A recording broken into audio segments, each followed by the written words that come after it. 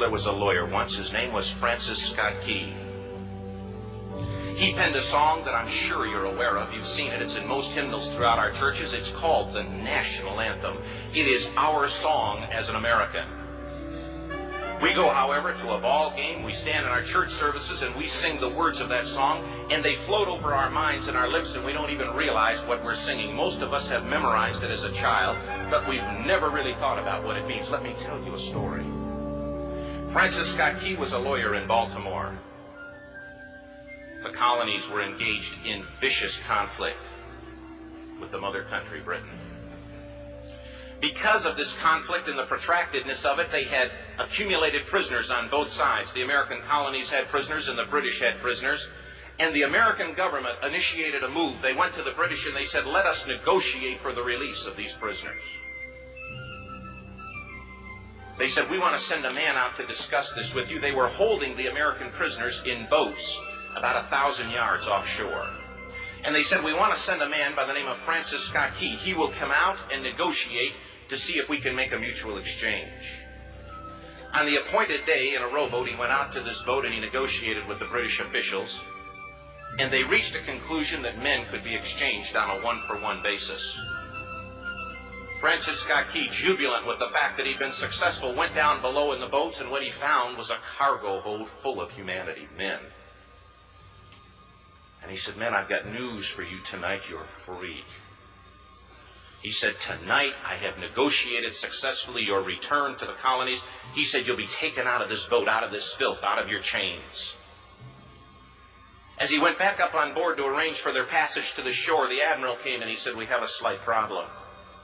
He said, we will still honor our commitment to release these men, but it'll be merely academic after tonight. It won't matter. And Francis Scott Key said, what do you mean? He said, well, Mr. Key, he said, tonight we have laid an ultimatum upon the colonies. Your people will either capitulate and lay down the colors of that flag that you think so much of, or you see that fort right over there, Fort McHenry? He said, we're going to remove it from the face of the earth. He said, how are you going to do that? He said, if you will, scan the horizon of the sea. And as he looked, he could see hundreds of little dots. And he said, that's the entire British war fleet. He said, all of the gunpowder, all of the armament is being called upon to demolish that fort. It will be here within striking distance in a matter of about 2.5 hours. He said, the war is over. These men would be free anyway. He said, you can't shell that fort. He said, that's a large fort. He said, it's full of women and children. He says, it's predominantly not a military fort. They said, don't worry about it. They said, we've left them a way out. And he said, what's that? He said, do you see that flag way up on the rampart? He said, we have told them that if they will lower that flag, the shelling will stop immediately. And we'll know that they've surrendered, and you'll now be under British rule. Francis Scott Key went down below and told the men what was about to happen. And they said, how many ships? He said, hundreds. The ships got closer. Francis Scott Key went back up on top and he said, men, I'll shout down to you what's going on as we watch. As twilight began to fall, and as the haze hung over the ocean as it does at sunset, suddenly the British war fleet unleashed. He says the sound was deafening. There were so many guns that there were no reliefs. He said it was absolutely impossible to talk or hear. He said suddenly the sky, although dark, was suddenly lit. And he says from down below, all he could hear the men, the prisoners, saying was, tell us where the flag is. What have they done with the flag? Is the flag still flying over the rampart? Tell us. 1 hour, 2 hours, 3 hours into the shelling, every time the bomb would explode and it would be close to the flag, they could see the flag in the illuminated red glare of that bomb, and Francis Scott Key would report down to the men below, it's still up. It's not down. The admiral came and he said, "Your people are insane." He said, "What's the matter with them?" He said, "Don't they understand this is an impossible situation?" Francis Scott Key said he remembered what George Washington had said. He said, "The thing that sets the American Christian apart from all other people in the world is he will die on his feet before he'll live on his knees."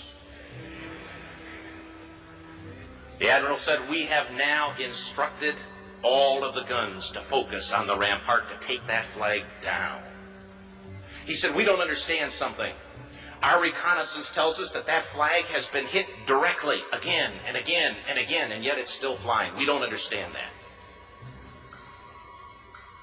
But he said, "Now we're about to bring every gun for the next 3 hours to bear on that point." Francis Scott Key said the barrage was unmerciful. All that he could hear was the men down below praying. The prayer, "God, keep that flag flying where we last saw it." Sunrise came. He said there was a heavy mist hanging over the land, but the rampart was tall enough. There stood the flag, completely nondescript, in shreds. The flagpole itself was at a crazy angle, but the flag was still at the top. Francis Scott Key went aboard and immediately went into Fort Henry to see what had happened. And what he'd found had happened was that that flagpole and that flag had suffered repetitious direct hits. And when it had fallen, but men, fathers, who knew what it meant for that flag to be on the ground, although knowing that all of the British guns were trained on it, walked over and held it up humanly until they died. Their bodies were removed and others took their place. Francis Scott Key said what held that flagpole in place at that unusual angle were patriots' bodies. He penned the song, "Oh, say can you see by the dawn's early light what so proudly we hailed at the twilight's last gleaming?